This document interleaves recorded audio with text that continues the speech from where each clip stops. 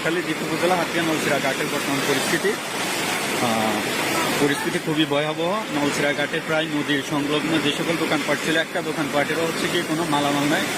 সব মালামাল প্রায় হচ্ছে নদীর স্রোত, অতিরিক্ত স্রোতের কারণে দেশে চলে গেছে। এবং হচ্ছে দোকানের কোনো মালামাল, আলমারি, হ্যাঁ, অনেকেরই হচ্ছে কিছু নাই।